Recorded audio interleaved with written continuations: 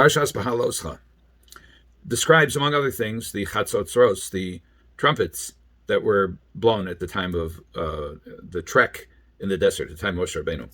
So Moshe is told, this is Perek Yud, starting with Pasuk Aleph, this is chapter 10.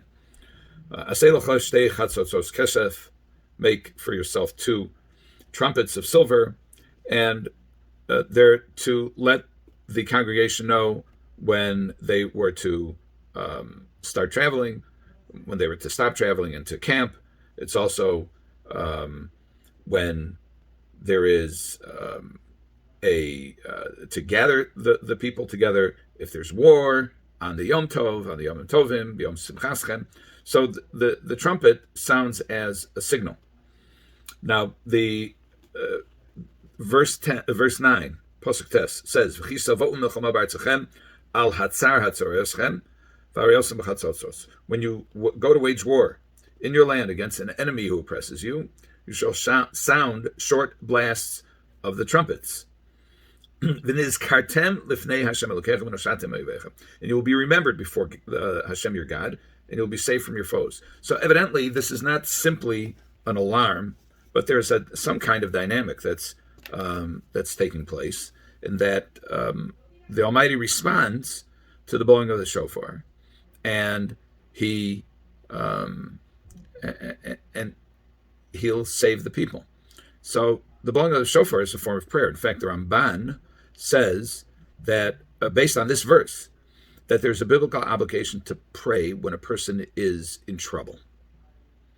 However, says the Ramban, at least from a biblical perspective, there is no obligation to pray on a daily basis. Now, the Rambam actually has a different opinion. In his Sefer Hamitzvos, in the book of mitzvos, as he calls it, which is the list and short explanations of the 613 mitzvos of the Torah, mitzvah Hey, number 5, he says that there's an obligation to pray.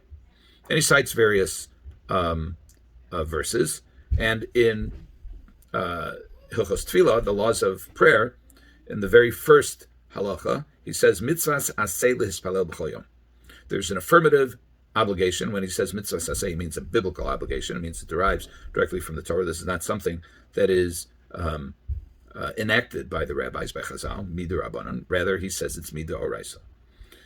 And he quotes the verse of Avadatem es Hashem Elokechem, and that is, you will serve the Lord your God, and that is, according to the tradition, Mipi Hashmua, this means davening, tefillah. Davening is the Yiddish term for prayer. Shenemar ulavdo b'chol levavchem, and to serve Him with all your heart. And Chazal say, Ezohi avodah shebalev, so tefillah. What is work in the heart? This is prayer. So we see that, and the Ramban explicitly disagrees with this.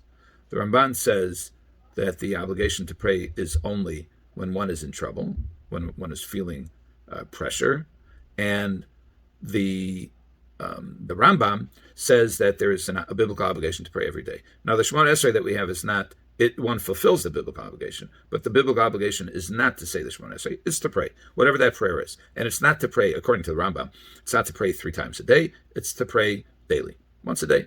Now, the Chazal established regular prayer. The Gemara Brachos actually says that Avram, Yitzchak, and Yaakov, our forefathers, established regular prayer. Shachar, Mincha, Marv. Okay.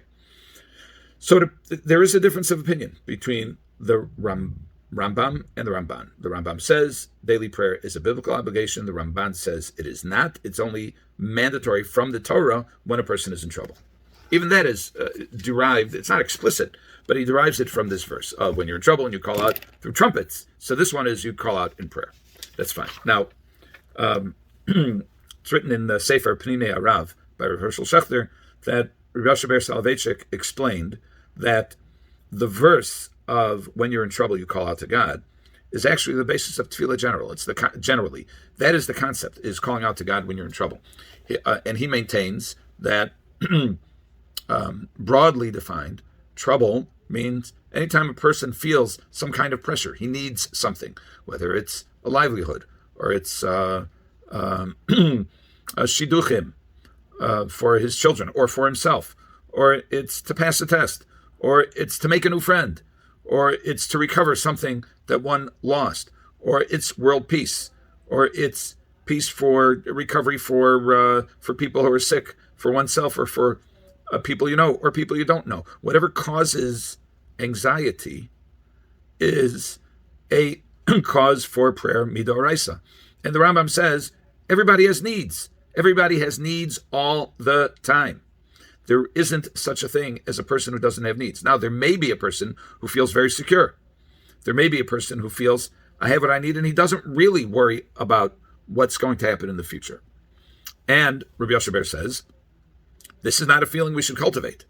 In fact, what we should be cultivating is a feeling of dependence on the Almighty and a recognition that we exist only because of His kindness.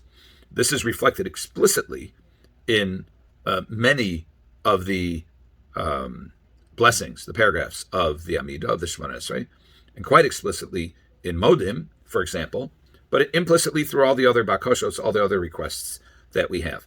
So prayer in part, in the fundamental sense, which is prayer in response to trouble, to the feeling of trouble, is a principle that's held in common between the Ramban and the Rambam. The Ramban apparently feels either that a person isn't always on the level where he puts two and two together and recognizes that he has needs and wants and deficiencies that the Almighty can address, or, according to the Rav, according to Rav Yosef Soloveitchik, a person isn't necessarily always on the level where he puts two and two together, and therefore that is that he the self-awareness that he has needs, and B, that the Almighty is the proper address for the supplications to address those needs. But fundamentally, the concept is the same. If you have a need, turn to God. Now, we know that some prayer is not a request, but it may be praise of the Almighty. But that praise is really for introductory to the tefillah. In other words, we acknowledge expressly the Almighty's power to address tefillah, and then we engage in tefillah. So Rabbi Soloveitchik addresses a question, which is, what is the place of private or personalized prayers once somebody has already said the Shemona Esrei, or has said the Psukei Zimra leading up to Kriyat Shema and then leading up to Shemona Esrei? Mm-hmm. Shemona Esrei is pretty comprehensive, and just about everything you can think of is contained within there. So what's the point of additional prayers? We have the prayers that some of the sages said after they completed Shemona Esrei. We have other prayers that are printed in the books, and we have freestyle prayer, all of which are legitimate. And he says that there are needs that we all share in common. All of those are reflected in the Shemona Esrei, and then everybody, because of their individuality and because of their yichidiyus, of their uniqueness, has unique needs. And we develop each of us has the opportunity to develop a unique relationship with the Almighty by expressing those needs. And ultimately, the goal is not to be, to feel as a nitzrach all the time, to feel deprived, but rather to use let's call it deprivation, as a vehicle for achieving a closeness with the Almighty. If the Almighty if the HaKadosh Baruch Hu is the source of all good, and the source of our parnasa, and the source of our sustenance, and the source of our material and spiritual well-being, it would be a travesty if we had this well-being without having a relationship and without recognizing the source of the blessing. So the nature of our existence is because we always strive for more and for something different and to climb, at least spiritually. And frequently we have very legitimate material needs as well. So we use this as a platform to create and expand our relationship with the Almighty.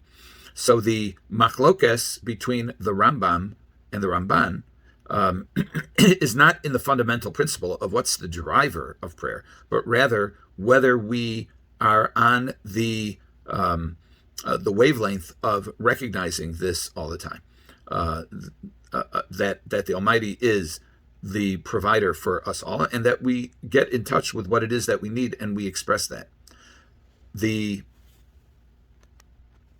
dynamic of how prayer works is a different issue and a different enterprise. But Rav Yosef says elsewhere that the point of tefillah is not simply to present our requests, but it's reflective. Lehispalel is reflexive, which is we are to sit in judgment. Pelilim is judges. Lehispalel, to sit in judgment on ourselves, to reflect whether it's about who we are and the levels that we've achieved or haven't, and what we need to achieve, or what we have and what we need. But ultimately, it's a at least as self-engaging as it is other engaging. And the question which should preoccupy anybody who's engaged in tefillah is, why should God answer our prayers? And as the Rav says, the person who takes the 3 steps back at the end of Shemona Esrei should really be somebody other than the person who took the 3 steps forward at the beginning of Shemona Esrei. If tefillah does its job, and it does its job because we do our job in tefillah, which is avoda shebelev, it's work. And the work is not simply avoda, serving HaKadosh Baruch Hu, but it's avoda. The avoda is concentration and focus, and to reduce, to the extent that we are at all humanly capable, the distractions, especially nowadays, cell phones and other things that pop up in the middle of davening if we don't put them away. But we focus on the words. We try to focus on our concentration, and we're different people when we end the davening than we are when we start the davening. And so if the person who started davening didn't have and wasn't deserving, perhaps, of the matters for which he asked, but if we're successful, the person who completed the davening is deserving. Have a good Shabbos.